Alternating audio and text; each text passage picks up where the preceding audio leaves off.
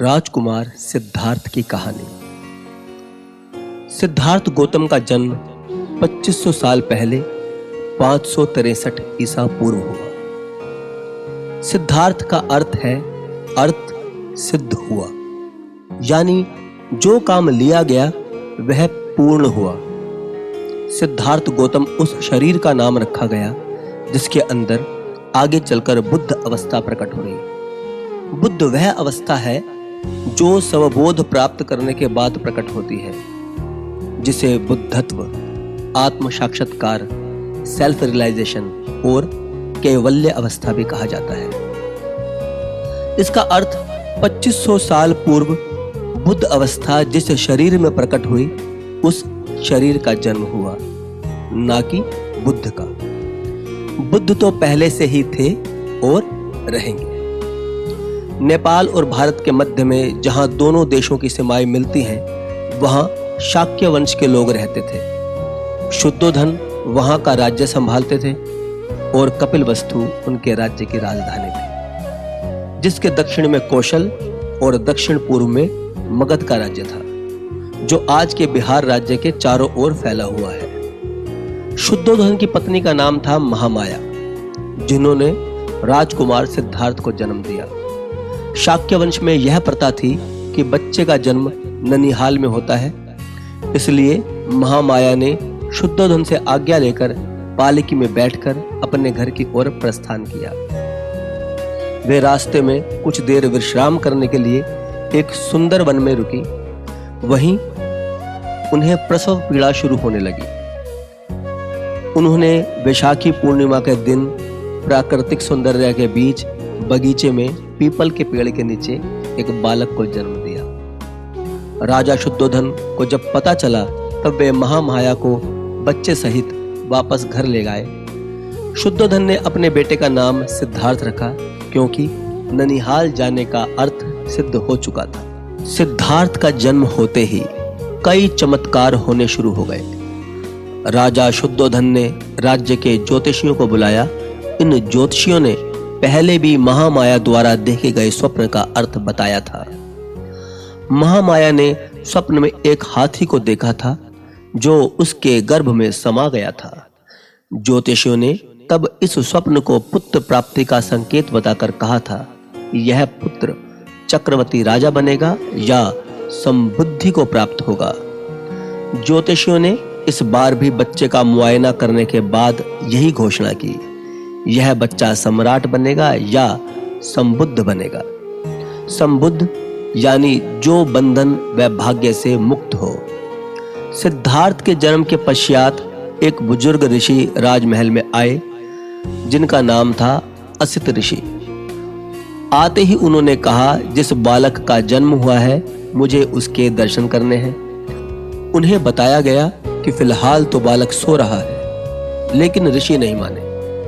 उन्होंने कहा, सो रहा है तो क्या हुआ, उसे मेरे पास लेकर आओ, वैसे भी बुद्ध सोते नहीं हैं। असित ऋषि ने देखा कि बालक 32 महापुरुष लक्षणों से युक्त है और बालक का तेजोमंडल उनके तेजोमंडल से लाख गुना अधिक प्रदीप्त है। बालक को करीब से देखकर उनके मुंह से तुरंत यह वाक्य निकला, निस्संदेह यह अद्भुत पुरुष है। उन्होंने अपने आसन से उठकर दोनों हाथ जोड़कर उस बालक के पैर छुए। फिर उन्होंने बालक की परिक्रमा ली और उसे अपने हाथों में लेकर विचार मग्न हुए।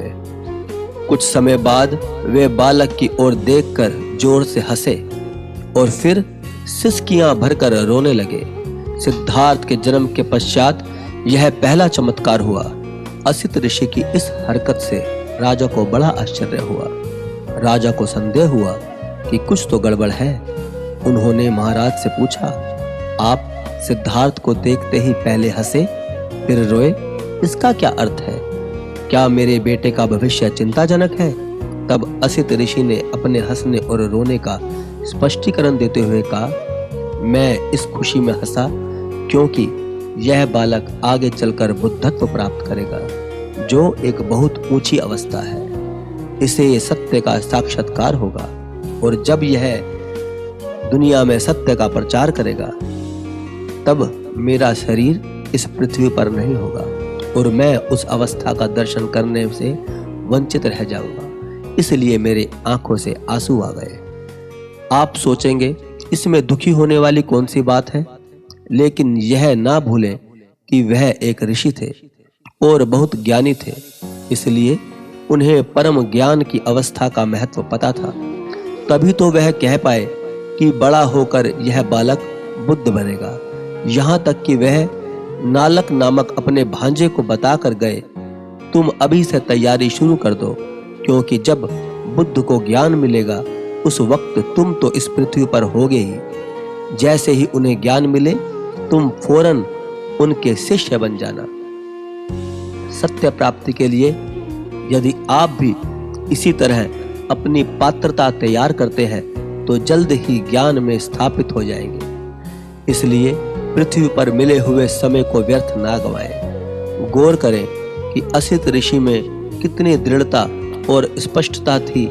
वे पात्रता का महत्व समझते थे, इसलिए अपने भांजे को तैयारी शुरू करने के लिए बताकर गए। क्योंकि जिसकी तैयारी हो चुकी होती है वह सत्य स्मरण करता है, जिससे एक एक करके उसकी सारी वृत्तियां खत्म होने लगती हैं। फिर वह स्व अनुभव पर स्थापित होने लगता है। अधिकतर लोगों की पात्रता तैयार नहीं हुई होती, इसलिए पहले उनकी पात्रता को बढ़ाया जाता है, फिर उन्हें ज्ञान दिया जाता है।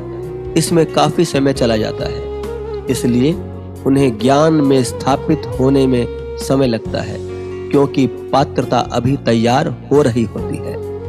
ज्ञान भी मिल रहा होता है और भक्ति भी बढ़ रही होती है, यानी सब कुछ एक साथ चल रहा होता है। सिद्धार्थ की कहानी में कुछ ऐसे लोग भी हैं जो उनके आसपास रहकर उनके खिलाफ षड्यंत्र रचते थे। सिद्धार्थ के चचेरे भाई देवदत्त को डर था, बड़ा होकर राजा बनने के बाद सिद्धार्थ मेरे विकास के रास्ते में बाधाएं खड़ी करेगा। इसलिए वह हमेशा सिद्धार्थ के खिलाफ तरह तरह के जानलेवा षड्यंत्र रचता था। उसे यह समझ नहीं थी कि बुद्धों से किसी को खतरा नहीं होता और वे किसी के रास्ते में बाधाएं खड़ी नहीं करते। यदि उसे यह पता होता वह उन सभी दुखों से मुक्त हो जाता जो उसने अपने बेबुनियाद डर के कारण भुगते। जब पहचान नहीं होती तब इंसान इसी तरह दुख भुगतता है, जबकि दूसरी ओर असित ऋषि है जो पहचान होने के कारण भरपूर आनंद में थे और लोगों को बता रहे थे, तैयारी शुरू कर दो, क्योंकि भविष्य में तुम्हें ज्ञान मिल सकता है। राजा शुद्धोधन ने सिद्धार्थ का भविष्य जानने के लिए अपने राज्य के जिन 8 प्रसिद्ध ज्योतिषियों को बुलवाया था, उनमें से एक ज्योतिषी कौंडल्य सिद्धार्थ का भविष्य देखकर अपना घर छोड़कर जाने लगे।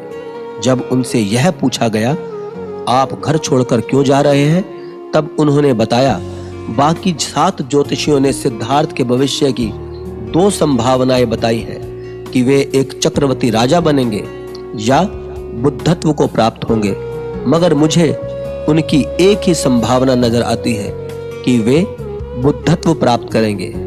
वे बुद्धि का समय के अनुसार उचित उपयोग करेंगे और मैं घर छोड़कर इसलिए जा रहा हूं क्योंकि उन्हें जब ज्ञान प्राप्त होगा तब मैं उसे ग्रहण करने के लिए पात्र बन पाऊं। इस तरह कौंडल्य अपने 4 मित्रों के साथ घर छोड़कर चले गए। सिद्धार्थ के जन्म पश्चात यह दूसरा चमत्कार हुआ। राजा शुद्धोधन को इस बात पर अब थोड़ा संदेह हुआ। उन्होंने 7 ज्योतिषियों को फिर से बुलाया और पूछा, आप ऐसा क्यों कह रहे थे कि मेरे पुत्र को बुद्धत्व प्राप्त होगा? उन्होंने जवाब दिया, इस बालक को 4 तरह के दृश्यों से बचाकर रखें। यदि इसे 4 दृश्यों यानी 4 संकेतों से बचाकर रखा गया तो ही आपका पुत्र चक्रवर्ती राजा बनेगा। निम्न 4 दृश्य अगर इसकी जिंदगी में आ गए तो यह बुद्ध ही बनेगा। पहला दृश्य है बीमारी, किसी रोगी का असहाय अवस्था। दूसरा बुढ़ापा, किसी इंसान की कमजोर अवस्था। तीसरा मृत्यु, किसी इंसान के मृत्यु का मातम और चौथा सन्यासी किसी साधु की मुक्त अवस्था।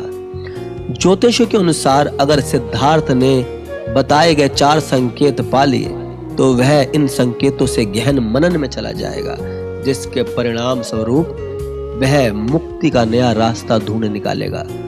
यदि इन 4 दृश्यों से उसका साक्षात्कार ना हो तो वह चक्रवर्ती राजा बनेगा। सिद्धार्थ के थोड़ा बड़े होने पर राजा शुद्धोधन ने ऐसी योजना बनाई कि बताए गए 4 दृश्य सिद्धार्थ के जीवन में कभी ना आ पाए। वह उन दृश्यों को कभी ना देख पाए, लेकिन आगे चलकर राजा शुद्धोधन के सारे प्रयास विफल साबित हुए। फिर आगे क्या हुआ? गौतम को कैसे बुद्धत्व प्राप्त हुआ, उन्हें किन किन दिक्कतों का सामना करना पड़ा और उनके जीवन में क्या क्या घटनाएं घटित हुई, यह सब जानने के लिए बने रहे मेरे साथ। मुझे फॉलो करें और मेरे चैनल को भी सब्सक्राइब करें। धन्यवाद।